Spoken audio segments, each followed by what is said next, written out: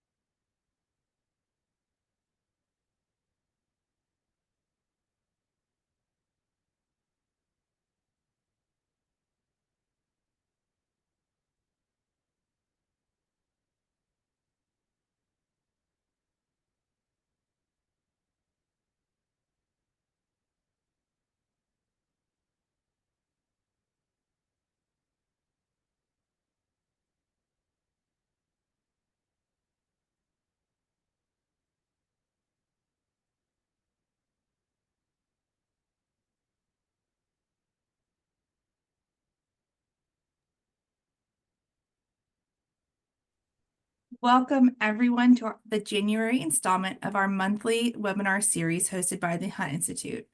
I am Dr. Waverly Wissenant, the Deputy Director of Higher Education at the Hunt Institute.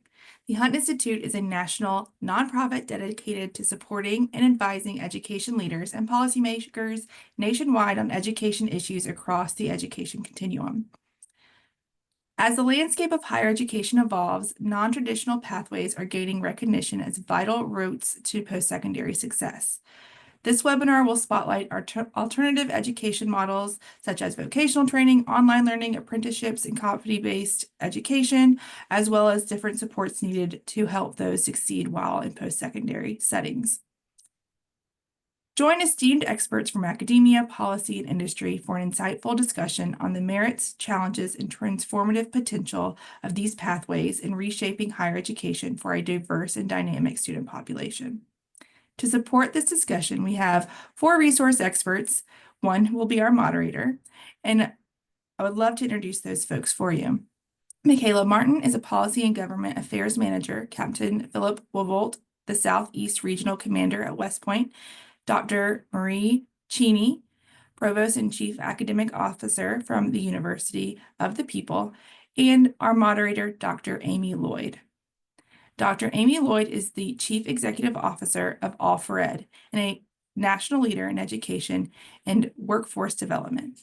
She is dedicated to creating equitable systems that provide meaningful choices and opportunities for all. Before joining All4Ed, Dr. Lloyd served as the Assistant Secretary for the Officer of Career, Technical, and Adult Education in the U.S. Department of Ed, where she led our nation's federal policy on career and technical education, community colleges, adult education, and correctional education. Previously, Dr. Lloyd was a vice president at Jobs for the Future, where she led teams focused on college and career pathways, workforce development, and federal and state policy. She holds a doctorate in education leadership from Harvard University, where she also taught a course on building pathway systems to increase opportunity and equity. Dr. Lloyd attended Santa Fe Community College and Northern New Mexico Community College and holds a bachelor's degree from St. John's College. So as you all know, we have some fantastic resource experts and a wonderful moderator, and I want to thank all of them for joining us today. So now I'll pass the floor to Dr. Lloyd, and I'm excited about this discussion. Thank you so much, Waverly, and hi, everyone. I am also very excited about this discussion. These kinds of pathways are really the key to our nation's future. So I'm thrilled to have 3 incredible panelists we're going to learn a lot from today. We're going to start with Michaela Martin. And Michaela was born and raised in rural Oregon, and I have a big heart for rural communities. Our nation's rural communities really are, in many ways, the They feed, fuel, and defend our nation. They are really essential to our nation's future vitality. And Michaela's perspective from rural Oregon is really important. Also, despite dropping out of high school and later becoming a single mother, Michaela graduated from Oregon State University with a Bachelor of Science in Speech Communication and a minor of psychology. This is a leader who persists. She further persisted and holds a Juris Doctorate from the University of Laverne. Michaela is passionate about economic and educational advancement for families, and she continues to advocate for fostering pathways for success for others. She's currently the Policy and Government Affairs Manager at First Five Orange County, and Michaela's experience has also included serving as a student parent advisor with Ascend at the Aspen Institute and sitting on the Family Advisory Committee for the Robert Wood Johnson Foundation. So she is advising kind of national thought leadership in this space. Her policy efforts have included things like Oregon Senate Bill 564, which is the first of its kind that requires colleges and universities to collect and report on the enrollment and graduation rates of student parents. And when she's not busy advocating for families, I love this. She can be found at the dog park with her son, Ezra, and their rescue dog Chowder. So thank you so much for joining us today, Michaela. And we want to start with you and learn from you. How do early childhood programs lay the foundation for students to successfully access diverse higher education pathways later in life? Yeah, it's such a lofty question. I put some thought into this, and I think really giving kind of my experiences is really impactful. When I enrolled in college, I just found out that I was pregnant, and folks had told me that there was an incredibly long wait list for the on-site childcare early learning program and Head Start. And so I immediately went and put myself on that wait list where they told me there was over a 2-year wait time. And at the time, I was only pursuing what I thought would be, an associate's or certificate as a high school dropout. I, at that time, did not imagine I could go to law school and come where I am now, which really meant that I was not going to be receiving on-site childcare. And I remember going outside and sitting on the curb and just crying, like, because that meant that I wouldn't be able to continue in higher education without childcare, because at the time, state resources did not pay for class time. And I was really, really blessed and privileged. My mom was able to take like a flexible remote job, which was a lot cooler pre-COVID. That was like more not as common. And so I was able to continue in my education, but the question never left my brain, was like, how many other student parents weren't able to continue in their education because they didn't have access? And then you couple that with wanting your children to have all of the best and prioritizing them, and you want them to learn and make sure they're on developmental targets and have those opportunities. And it creates this pressure that, yes, my mom is fantastic and my son is doing great in school, but when you don't have that access, you really puts an additional stress on, am I doing enough for my kid? Is my child being set up for success? And so I really think that having that early childhood programs on campus, but also not confining them to campus. Often we talk about having them on the institution or on location, and we don't think about higher ed as part of the community. They are, on campus and then you're on your own. And so I think that it's really important to think about what is on campus, but also how do we integrate and connect those resources for early learning to our students who are on campus. I love that. I can't believe there was a 2-year wait list. I know when I was at the U.S. Department of Education, uh, considering like the childcare means parents in schools funding stream and other mechanisms, recognizing that our students who are parents need and deserve supports like you have actively like sought out and advocated for yourself, and the notion of integrating community into higher education and vice versa, not expecting everything to take place on campus is so smart. And I think we have this mindset of non-traditional students in higher education being those who are older, being those who are parents, and non-traditional is the norm these days. Like what you are advocating for is so many students who need this kind of support to be able to thrive and be able to pursue their vision for their pathway. So thank you Yeah. so much, Michaela. National data has shown that student parents make about 1 in 5, and that's not a small number. That's, an That's incredible. 1 in 5. Yeah, that's Yeah. huge. And so how do we reimagine higher education and pathways through higher education to be more considerate of the whole person and their whole family and their needs? I love the perspective you bring there. I'm going to pivot to Captain Wubalt and ask you an introductory question as well. Captain Wubalt, Phil, commissioned into the U.S. Army upon graduation from Widener University in 2016. He was on combat deployment to Afghanistan and served as the J-1 Director, Force Manager, Chief of Staff for the Special Mission Wing, all these incredible positions while he was in Afghanistan. And then in addition to combat deployment, he has served in a wide array of assignments from the company to the corps level. As Waverly mentioned in the introduction, Phil currently serves as the Southeast Regional Admissions Commander for the United States Military Academy, and he oversees the admissions strategy and operations for Virginia, the District of Columbia, Maryland, North Carolina, South Carolina, Georgia, Florida, and Alabama, 8 states. Phil has a similarly impressive and extensive military and civilian education background. I encourage you to check out his full bio, but just a few highlights include that he was the Adjutant General Captain's Career Course. He has a Master Resilience Trainer. He has a Bachelor of Science in International Relations from Widener University, a Master of Science in Management from the University of Pittsburgh, and he has similarly earned far too many awards to name here. But examples include the Defense Meritorious Service Medal, the Joint Service Achievement Medal with C device, the Airborne Badge, the Field Artillery Regiment's Bronze Order of St. Barbara, and so many more. And I especially appreciate how in his role today, Phil is really committed to ensuring that admitted cadets and active duty officers have accurately represent our nation, accurately represent the population of who we are as Americans, and really seek to ensure that they can best commit to a lifetime of service. So Phil, thank you so much for being here today. Really appreciate your perspective and would love to hear from you. How does the U.S. Military Academy integrate non-traditional educational approaches such as experiential and leadership-focused learning? And how can these models inform higher education pathways? Thank you so much for being here today. I really appreciate the opportunity to speak with everybody. I'll say this kind of at large too. I think to some degree, this applies to all of the military academies. So it's not just the United States Military Academy, but also Air Force Academy, Naval Academy. I don't want to speak for them, but I do think it applies to them in some regard as well. Is that it's very much a non-traditional higher education experience.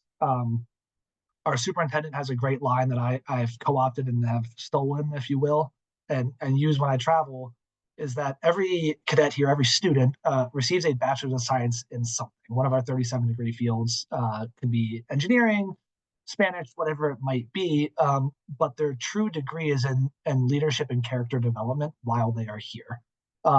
In most cases, when you get out to the professional world, a certain degree field, a certain certification, 10 years of experience in a type of position is kind of the prerequisite for a lot of those positions. You look on LinkedIn, you see, Bachelor of Science degree here and 5+ years of experience there. What's not a prerequisite, and where a lot of our cadets and officers that come out of the academy have maybe in spades, is that leadership experience, is that the ability to interact and work with human beings in a way that maybe a lot of their peers from a different program may not. So that's one of those special things that they receive while here. 2 things I'd like to highlight is in the classroom, their professors practice something called the Thayer method of teaching, which is a very interactive model of teaching.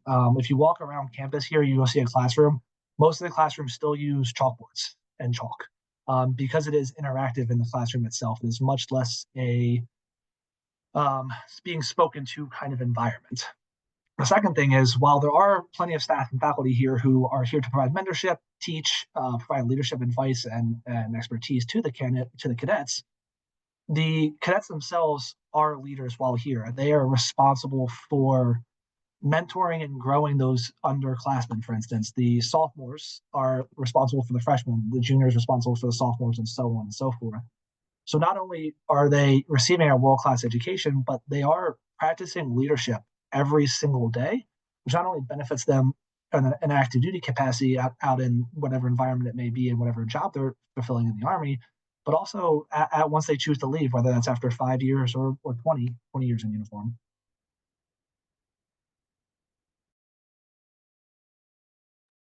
I love how you said everybody gets a Bachelor of Science in something, but they all get it in leadership and character development. And then you went on to say, like, everybody is practicing leadership every day. Like, the pedagogy is inherently engaging. You're creating a culture and a climate of responsibility for others. And that is unusual in educational settings across the board, and certainly not as pervasive in higher education as we would like to see. And so thinking about what you are leading there is really, really interesting, and certainly is going to help us think differently about how we might create more diverse pathways in higher education.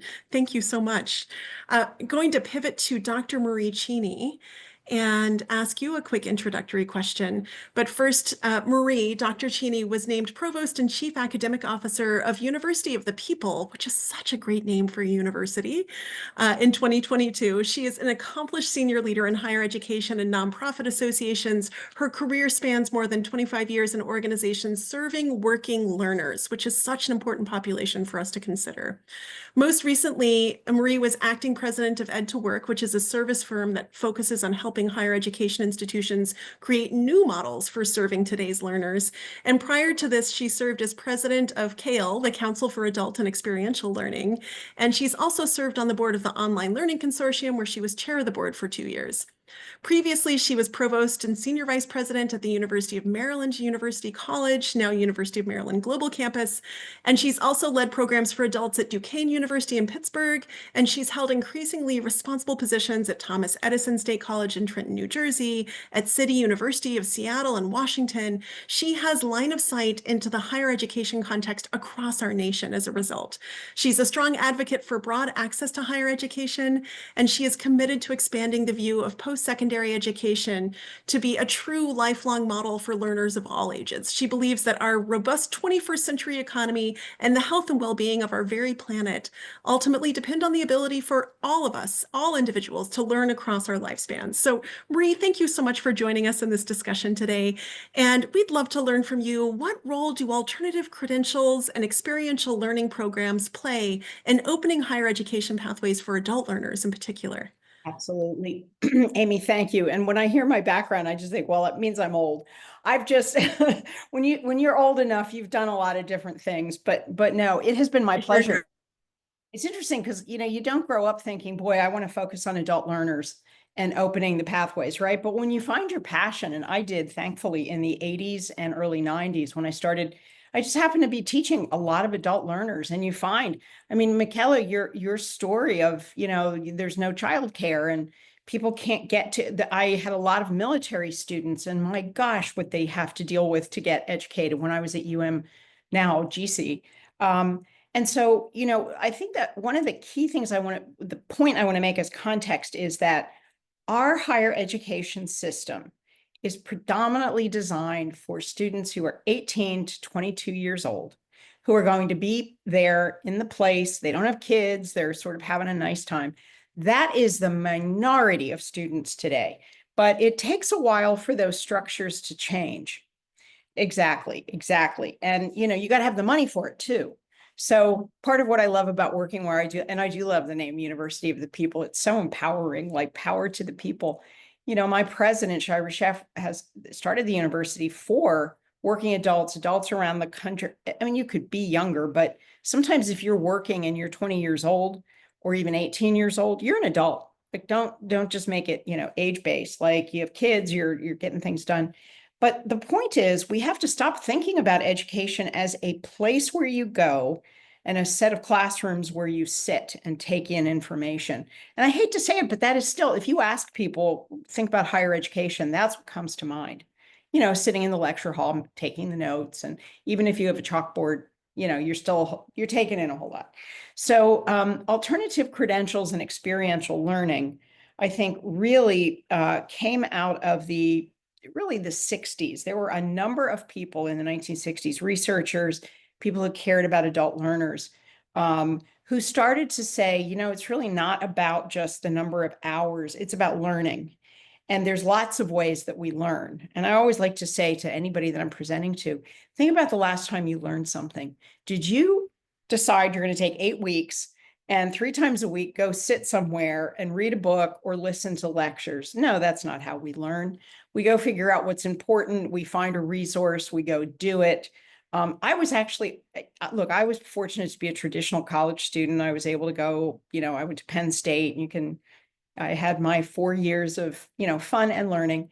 But I actually hated it because a lot of it was that lecture series, kind of thing where you had to sit and listen to the professor. And I think most of us just learn better by doing it the ways that we know how to learn. And a lot of it is doing it and then figuring out later, well, what did I learn from that experience? Right. And so that really opened up these various pathways for students. So CALE was an early organization that looked at, hey, I bet in all of your lives, you've done things where you've learned a whole lot. You've raised kids, you've organized big events, and you've learned a whole lot about organizational management. So let's help you pull out the learning. I don't want anybody to think that what we're really talking about here is that we just give people, credit for having gone through an experience. It's the learning, right, that comes out of that. CALE was fundamental in really helping universities figure out ways to document that learning that comes from a non-traditional institution. Some of the other resources that I'll just mention quickly, and I'm sure it'll go out in the panel. Gates, probably 15 years ago, started looking at alternative credentials. And I hate to call them alternative credentials because I really think these should just be additional pathways, like show us how you know that you know something, right? And so when I was at UMUC, we were early adopters of that. It's everything from taking a CLEP exam to experiential learning to internships. Think about all the different ways that students really can learn. UPSEA is another organization that they used to spell out what that means, but now it is just UPSEA. They look into alternative credentials because they're also very involved in adult learners and online learning. OLC, Online Learning Consortium, does some of this. And another one I want to point out to people is for those of you who are interested in learning about competency-based education, which is really very much about show us what you know. You don't have to sit through things and learn them again. There's an organization called CBEN, which is the Competency-Based Educational Network. And these are really like experts in how to set up really good competency-based programs. I think all of these things, there really are many adults now who have earned a degree. Many adults are smart enough that they figure out these different pathways. So you've heard of the swirling adult, they go to different colleges and universities. They might come to your university to sort of package it up. They'll say to you, I also have some CLEP exams. I've got some prior learning assessment. I have ACE recommendations. Like that's more the typical student that has this compilation. And for adult learners, this is the future. And I so agree with you, Amy. Like we have got to embrace that it's about the learning, not the sitting and saying, okay, I sat through this and I took 2 tests. What does that mean? You have to show us that you've learned. So it's fundamental, for what we need to do in the future. So thank you. Hear, hear. I could not agree with you more because in my time at the U.S. Department of Education and even in my work with All for Ed, we know that our learners have such diverse backgrounds, come from many different walks of life, and have brilliance from their learning that did not necessarily take place in a classroom. So I love your notion that higher education should not just be a place where people come physically, the bricks and mortar where you sit and learn, but really the collection of your experiences, your learning, your skills that can be codified and put into a degree or certificate program, which really is just a proxy for skills, right? Like we're in this world of wanting to move to more skills-based hiring and wanting to really recognize the value that each person brings into the workforce and brings into our communities.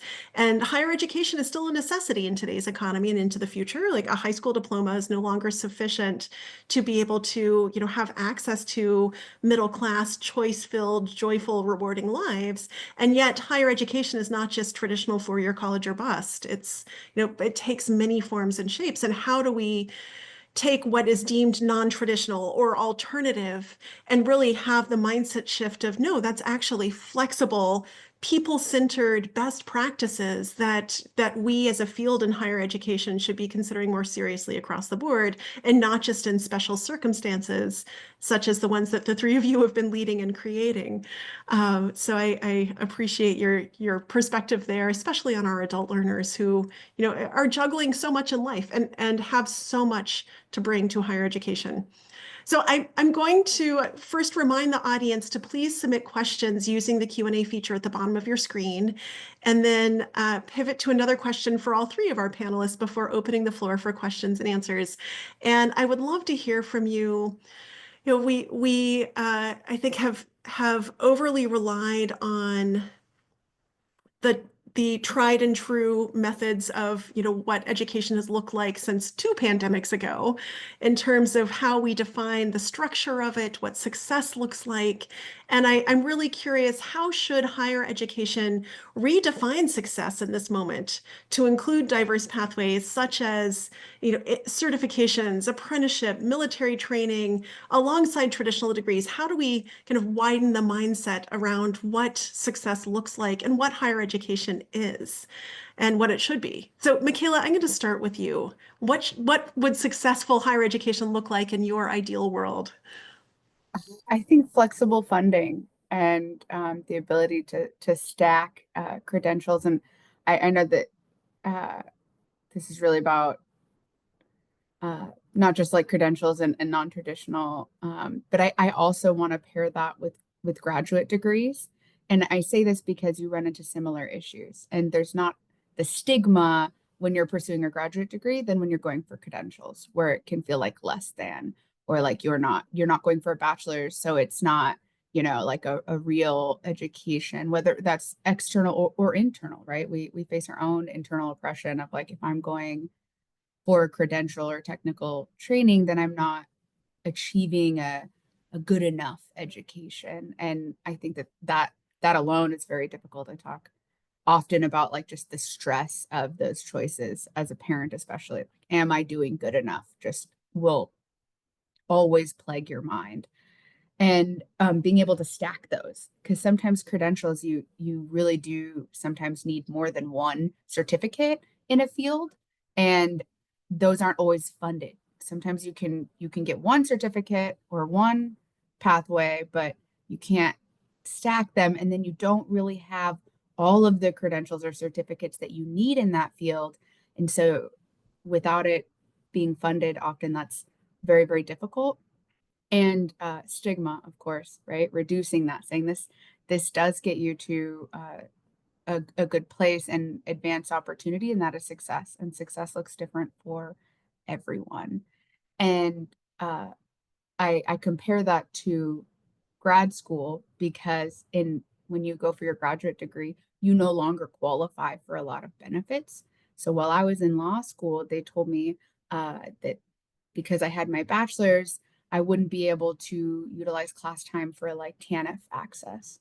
And one perk of the pandemic, so to speak, I guess, was that they paused all of those requirements. So had it not have been for COVID, I don't know what I would have done, because I would not have had access to public benefits. And I think that also occurs with apprenticeship programs and with technical certificates, where not always are they counted as educational time. And so you either have to work in addition, which can be an opportunity, but as a single parent, that was very, very difficult. And so I worked through a lot of my degree, but it becomes very complicated. And once you reach that cliff, and then you're also trying to go to school. And so I think diversifying those funding opportunities to be more inclusive of multiple certificates and access to benefits while you're pursuing is vital. I'm so glad you brought that up. And I think, one of the things that is really critical when you're considering the whole student, the whole person in education, is thinking about the benefits and the structure of how different systems don't necessarily work well together. And so whether it's TANF or SNAP or other public benefits, how to make sure that we are designing policy so that people can access the benefits that they need to thrive in higher education. And I especially appreciated your nod towards stackability. And I apologize, I have dramatic sunlight and clouds passing over. I'm So loving my it in lighting black is and white. changing very dramatically. But thinking about like transfer, and when you earn credit for something that you've done in higher education, whether you've taken a class, whether you've earned a certificate, like that should go with you to your next step, right? This should always be a lifelong journey of multiple like next steps towards the next thing that you want to achieve in your life. And often those credits, those experiences, those credentials don't transfer to the next institution you want to go to. And then the flexible funding piece of how you ensure, like whether you're looking at federal financial aid and things like Pell Grants or other funding sources, how do we ensure that our funding systems are equitable and also hold high expectations on quality, and on transferability to never foreclose on your future, right? Like you should always be able to pursue that next step should you choose to. So those are such great things to issue. Yep. Flexibility, transferability, and permeability across systems related to benefits. Thank you so much. All right, Phil, talk to us. How should higher education redefine success? What are your thoughts here? I mean, what a question, right? Go down 1,000 rabbit holes and really get on a soapbox about, but I'll try to keep it short. From my perspective, and this is very maybe hyper specific to militaries, is the ability to translate skills, qualitative or quantitative skills, and the willingness on the other side to accept those translations is a big thing. We ask. I work with mostly at this point 17 and 18-year-olds, so I'm asking to invest quite a bit into us, the nation, the military, right? And I'm asking them to realistically give up their youth to a degree, many years of their younger lives. And Maria, I'm with you. I'm starting to feel old in this job, working with 17-year-olds all the time. It's awful. But the willingness to be able to transfer some of those skills, and it may apply a little bit less to the kids I'm working with, the cadets I'm working with here who come out with a world-class degree, but maybe to more of our enlisted population, those who come in right out of high school, 17, 18 years old, enlist, and we give them all these, really the best way to put it is these qualitative people skills, the ability to lead, the ability to manage, prioritization, all these things that are really, really important when you get into any type of environment. And pairing that, being the ability to pair that with a degree is super important, or certifications, or the stackability of different types of things, right? That's super important. But the willingness to be able to translate that and accept those on the backside. I'm not sure if in any way if that's working well at this point. I haven't done research into that to know to have a good answer. But I think that translation is super important. I've got great examples of young kids, 18-year-old, 19-year-olds who have gone well above and beyond anything I could ever hope to be, and that's amazing, and that's what we should want. But what am I being able to offer them when they decide, hey, maybe it's time for me to hang up my boots and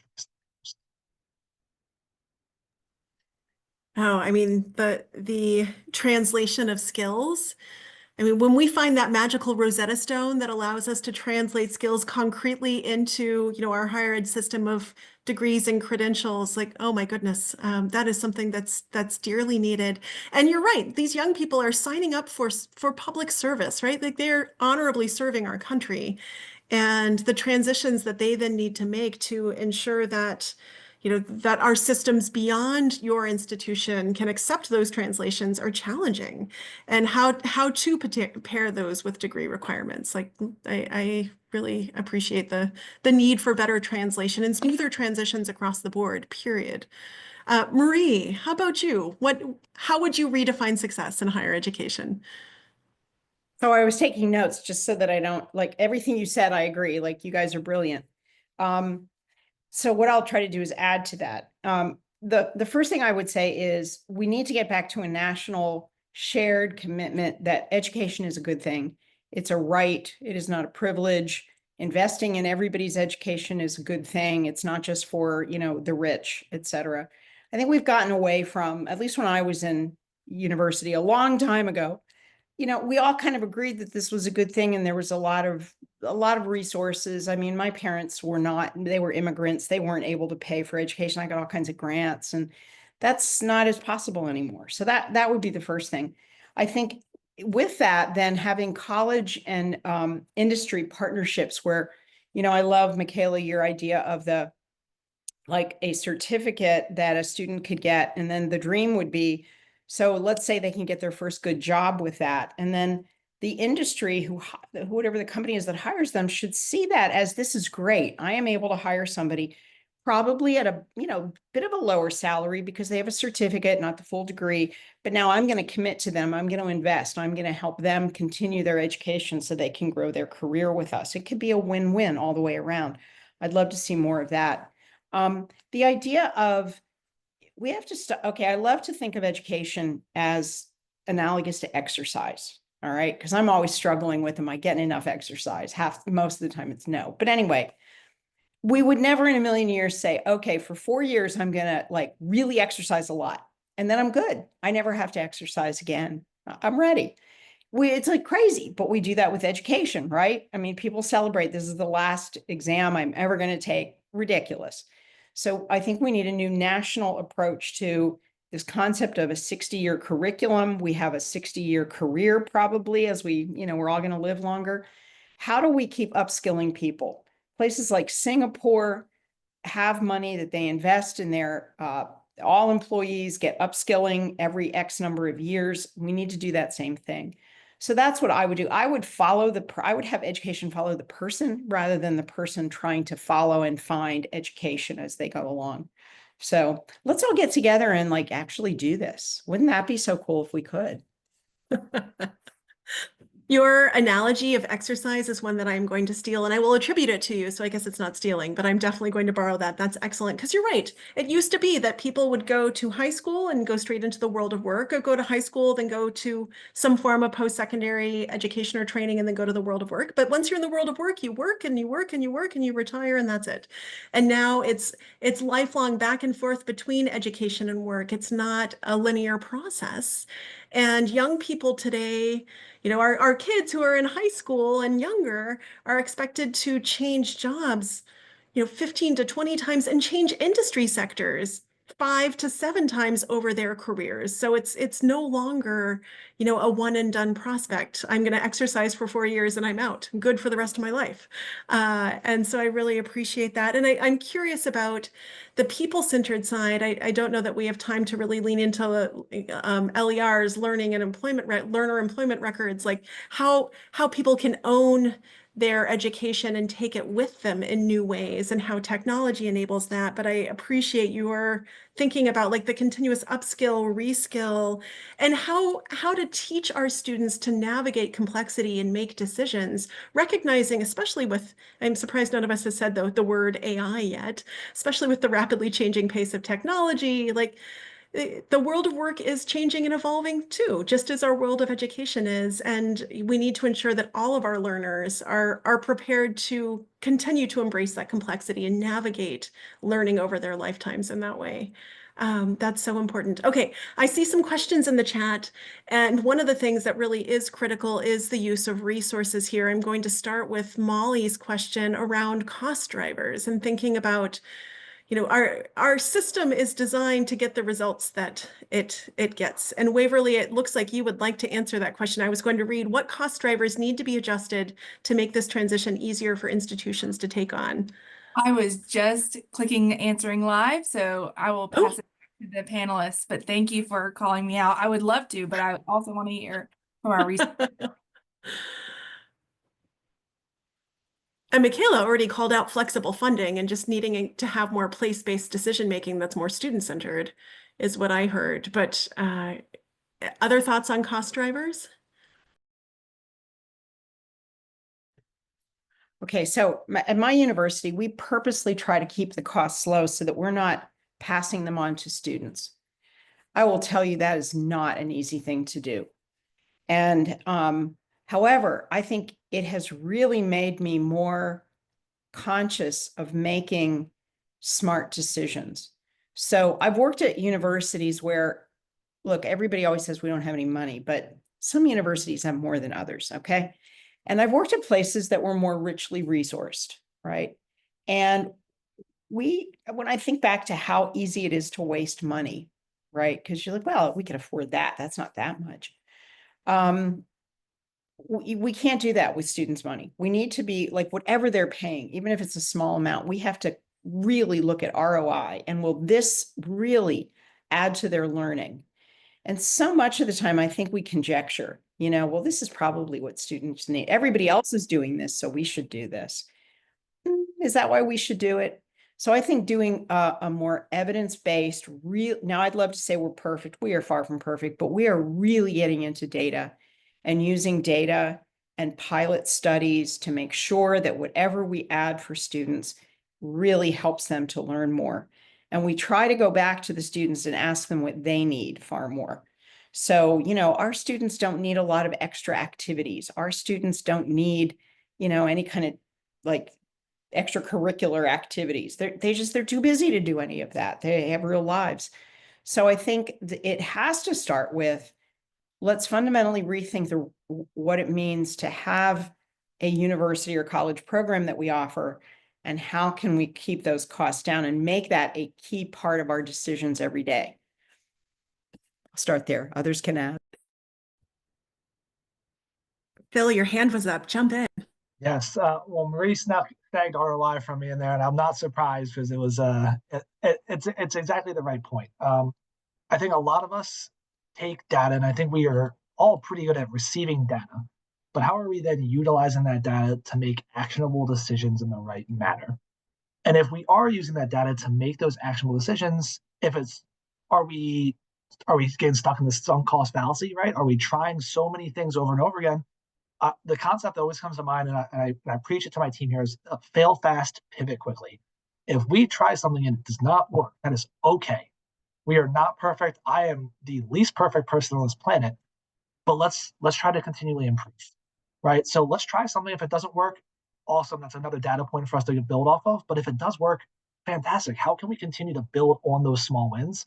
But I think a lot of us get wrapped around the axle. Well, we put some money into this. Let's keep going. Let's keep going. Let's spend human capital, which is usually a greater constraint in a lot of ways than the dollar figures that we have. Is how much time do people have to put into this? I mean, most of us are probably salary-based individuals. Just because we're on a salary doesn't mean our time is free. So how can we attack those from different angles? Is really where I was going with it. Fail fast, pivot quickly. I like that. That's a great mantra. And also like the notion of evidence-based and using data to inform funding and having student voice be part of that equation, like the nothing about us without us mantra of like, how do we make sure that we really are meeting the needs of our students, of our learners, of our cadets in this moment in time and into the future, setting them up to really truly be future ready. And I know that in higher education, like we've been talking a lot about acceleration strategies, credit for prior learning, credit for prior experiences. I would back that into the K-12 space and look at the growing trends in dual enrollment. Dual credit goes by 38 different names across the country, but where students are earning college credit in high school that can then transfer towards a degree or credential. And all of this kind of bucks the model of higher education that does rely on tuition and fees to be sustainable. And so I feel like there is a bit of a dynamic tension in the funding stream and how to make sure that funding is focused on what matters for our learners and their outcomes, and not necessarily on preserving our, venerable institutions in the way that they have been forever, but instead, helping us all learn and grow into a new way of being and centering students. Michaela, please jump in. Yes. So I'm going to risk being a little bit of a contrarian here for my fellow Go for panelists. it. I do love data. I passed a data bill in Oregon requiring the data collection for how many parents are in college, what are their graduation rates and enrollment. But I do also want to proffer an air of caution to outcomes-based funding, particularly as we relate that to early childhood education and balancing that. Because sometimes what I've seen in some of my campuses is that we say, oh, well, does this increase graduation rates directly? Do we see a 1-for-1 ROI on we put this much money here? And then when they don't see that immediately, or they're not seeing that, then they want to cut that or reduce things. And when we think about like social determinants of health, right? We know that there are all of these other factors, access to mental health, access to childcare, access to food security. You can't say I'm going to put $1 million into, on-campus food and see a direct ROI necessarily on graduation rates or enrollment, right? There's a confluence of factors that come into that. And so I love data, and I data bill, like I want to see that. And I believe that there are many things that can come to that. But I do always just kind of have that like kind of reaction to myself of, like a great example also, and as far as investments, is Oregon State University, where I received my undergraduate, had free on-campus drop-in childcare. You could have that for up to 3 hours a day. And I wrote so many essays in that 3 hours that was outside of my typical like childcare class time. And it also allowed me to participate in on-campus activities. And sorry, Dr. Chi, I'm not trying to like push back too hard. Like, I think you're right. I think, we want to balance that, but I didn't feel connected to my campus prior to that when I was at community college, because I didn't have access to be a campus participant. Amber Angel, who works at ECMC, calls it PCP students. We're parking lot class parking lot, right? We don't stay on campus. We don't participate. And that creating access to those additional things, I think, does build community on campus and really support students in ways that might not be shown directly in graduation rates. But being in student government was a huge benefit to my career and my development and all of those things. So I wanted to proffer that yes, I think data is so important in looking at that, but also not getting lost in those one-to-one transactions of number for numbers, because we are whole people that have complex needs. Well, and having data inform, but not drive the funding considerations. And that is such a good reminder that we need to invest in the conditions that allow students to even engage and be able to come to class without worrying about their children, their car breaking down, like what's happening at home, their job, but instead to be able to come and be fully present. And that really matters. And that's in some ways just laying the foundation then for success beyond. So you're investing into successful foundations for experiences and learning. And then I also would say that I thought you were going to also take it in this direction. I often have concerns about standing only on evidence-based practices when we are in a world that also relies on innovation, and like how to balance the dynamism between like, this is something that research and evidence and meets what works clearinghouse standards shows to be effective, versus how do we ensure that we're really meeting people's needs in this moment?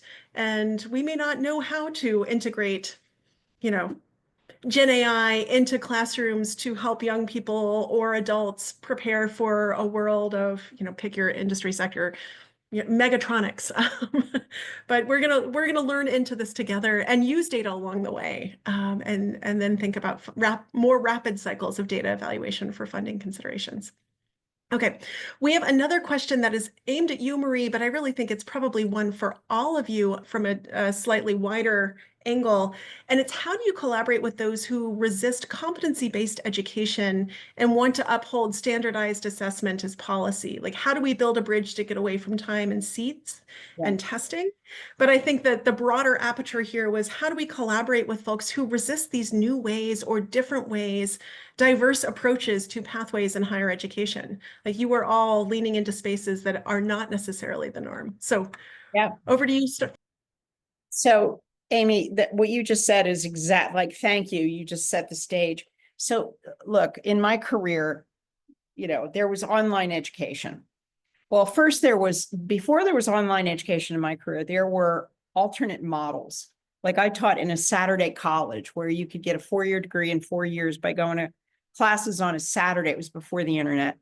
And it was great for adult students. They could get like family members to take care of their kids. They were in there one day, one and done. They had community. Oh, you don't know. The traditional faculty were like, oh, how can you do that? Blah, blah, blah. And then there was online education, and people fought, and, oh, you're just ruining education. And, you hear this competency-based, you're ruining education. MOOCs are terrible. And now AI is the newest flavor of this. Like, oh, it's the end of higher education. Like, there's always these people who panic. What I have always found is, if you understand change management, it's not that hard. It's not you can't do it overnight. What you've got to do is not overreact, because you're going to always have those people who want to hang, with the old. They believe in it. I mean, and I try to give them credit, as in they care about quality and they know how to do quality in their standard way of doing things. But if you can be patient and try to find their opinion leaders, right? So the faculty member who is the head of the faculty senate.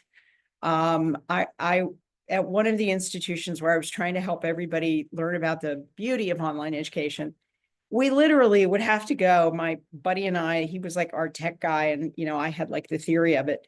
We would have to go to there was this couple, and they took turns being the head of the faculty senate. So they were very, very powerful in the faculty. And they said, well, this is how we do things. We're going to invite you to dinner, and we're going to talk about this. And we had to go to this darn dinner. They were good cooks, but we would have to actually go to their home and like several times have this dinner, and they both smoked like chimneys. And I'm not suggesting you all go do this, but whatever your version of this is, like, befriend the people that once they were like, we want to try this. And then they loved it because they could actually travel and teach. And, on online education, students get involved and they write lots more than they would say in a classroom. And so they loved it. And they started telling all their friends, you really want to do this. And boy, did the barriers start going down. Now, if I had just stood there, I was the new kid. If I kept saying, we got to do this, they would have been like, go away. Who are you? So, basic change management, and find those levers where you can get in and help people and show them, and also get the voice of students. So we used to have students, it wasn't about competency-based, but often about prior learning assessment. We had this one guy who was wonderful. He had gotten so many credits from us through PLA. And he used to give presentations for us. And then he would say, all right, I want to ask all of you in the audience, how many of you could produce essays that show with evidence of everything you learned in college? And everybody was like, I don't have anything written down that can show you what I learned in college. And he was like, well, guess what? I do, for 36 of my credits or whatever. That was very compelling. So again, you chip away, and you get the right spokespeople, and it's usually not us. Okay, over to other experts. Phil or Michaela, any thoughts on how to, I was going to say, like, overcome the resistors, but, build coalitions in support of non-traditional alternative approaches. Again, those terms make me crazy because these should be the norm. The only thing I could add to that is I think Marie really nailed it, is that concept of change management. There's a book that's titled How to Lead When You're Not in Charge, that I think really is a great one that kind of speaks to this concept of what's informal influence like, what is peer leadership like. I tell cadets, I tell anybody I'm working with, I say, peer leadership is realistically the hardest type of leadership. And when you're in these kind of professional environments, that's really what you're trying to do. You're trying to lead when you're not in charge. So I would just plug those kinds of things in there just for food for thought. But that's the only thing I would have to know. Yeah. I think that's a giant question, working in policy and government affairs, because that is all of my job. It's to find who it is that's my ally. And I would say, just to add, that don't give up. It's very easy to think, oh, people don't want this, or I talk to this body, or this is the right body and they're not interested. And so you kind of, move along or pivot. And I always, encourage folks to advocate in whatever level that is, and to find those people, to Marie's point, that there are people who will be aligned, and you just have to keep looking, and then bring them together, whether that's at their house, chain smoking, or if that's here in Orange County. It was a culture shock for me. Everyone goes to lunch. That's definitely a thing. Like, we go to coffee, and being from rural Oregon, where there's not as much coffee, perhaps, opportunities, I was like, oh, this is just like how we do things here, right? So find who and find the way that they communicate. What is their comfortable communication? Is that on Zoom, on the phone, at coffee, at their house? And be okay with maybe being a little uncomfortable in those conversations. Love that. Never give up and be okay being uncomfortable. I know we're very close to time, Waverly, so I'm going to quickly summarize the remaining question. But before I do, I want to say that the Carnegie Foundation for the Advancement of Teaching and Learning, I think I got their title right, the ones who invented the Carnegie unit, i.e. seat time, and having like time be the constant and learning the variable instead of learning the constant and time the variable, is looking to upend the Carnegie unit. Like they are now looking to dismantle the structures that they themselves created, recognizing that competency-based learning really is the present and the future of what works best for students, like whether it's experiential learning, like Phil is leading, or really looking at like PLAs as Marie's leading, Michaela's like thinking about policy that really helps students bring their full selves to learning in new ways. So I'm excited that there are some significant shifts in mindsets around the country on that. The last comment is around kind of internships, connection to work-based learning in the world of work. And education plays many roles in human life, but everybody comes to education looking to get a job, ideally a career, right? Like we want stronger connections between education and life beyond the world of work. And one commenter said that she couldn't take advantage of working both when she was in a bachelor's and a master's program because she had to work full time. She couldn't take advantage of internship programs and didn't feel confident being able to apply for work in traditional business sectors, and wanting to build more of those kinds of opportunities for experiential learning in workplace settings is really important. And another person mentioned that it's important that non-traditional pathways are articulated to higher education so students earn college credits, so that things like apprenticeship, which frankly is college without the debt, but apprenticeship experience is transferable college credit, and increased collaborations between higher education, between business and industry to design non-traditional pathways so that higher education really is a pathway to careers. And these kinds of collaborations need to be deliberately constructed, not just left to chance. And thinking about kind of non-traditional internships or externship opportunities for people that are juggling life beyond full-time jobs, school responsibilities, family responsibilities. So any quick thoughts on the world of work and how to integrate work-based learning into what you're doing in our remaining seconds? I have to elevate childcare, right? I work in early ed space, and again, talking about families, and that right now, often when you're looking, if you want to be a family friend and neighbor or provider or start your own childcare, you do need some experience in that, but those apprenticeships aren't being like considered in those. And often that's because our industry of care isn't always viewed as a professional career historically. And so I think also, expanding what we view as a professional and breaking down some of that kind of maybe more elitist ideology of what makes a degree good enough, what is success, and and really just breaking that down. So it's not a full solution, but you are seeing more and more virtual internships being created. Now, it's still a problem if you are working during the day, but we're seeing just more flexibility through virtual internships. I hope, and look, I think AI and some immersive AI kinds of internships are going to be coming along in the not too distant future. I think there will be, we can't envision it now because we have to wait for the innovation, but I think there will be ways that we can actually help people participate in internships of a sort, even when they have all their other life responsibilities. So, think of like, not Fortnite. It's just, I play that with my great nephews. So that's the one I think of, but some kind of immersive experience where like the stakes are real and you're really in there, and hopefully you can get some of that experience.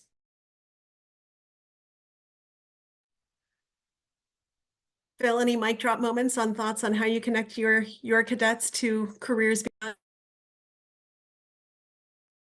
I just go back to the people skills. That's really what we're trying to build. Some of these soft skills are super important. And that translates in so many different ways, where the qualitative is sometimes, in my opinion, more important than the quantitative, right? Going back to Michaela's points about data, right, which are super important, right? Data is important, and that gives us that quantitative assessment in a lot of ways. But we don't. How do we quantitatively assess something that's qualitative? That's something I struggle with quite a bit in my role. So I think just the ability to take those qualitative skills and translate them into something. How do we get to that point? You know, pull the Rosetta Stone, if you will, of taking how do we quantitatively assess qualitative things and bring that into the forefront. That's the only. Hopefully, that's a mic drop, but I'm not sure if I can serve here Marie or Michaela here. We can't always measure what matters. Well, thank you so much, Phil. Thanks, Marie. Thank you, Michaela. This has flown by. Waverly, I'm going to hand it back to you, and I really appreciate everyone's brilliance and partnership today. Thank you. And oh, so sorry. I wish we could keep going, but it is 3 o'clock, so it is. We are at time. You'll see a link in the chat for everyone for the Hunt Institute's upcoming webinars. But I hope to see everyone on future screens. Thank you again to all of our panelists, and I will see you all soon. Bye. Thanks, y'all.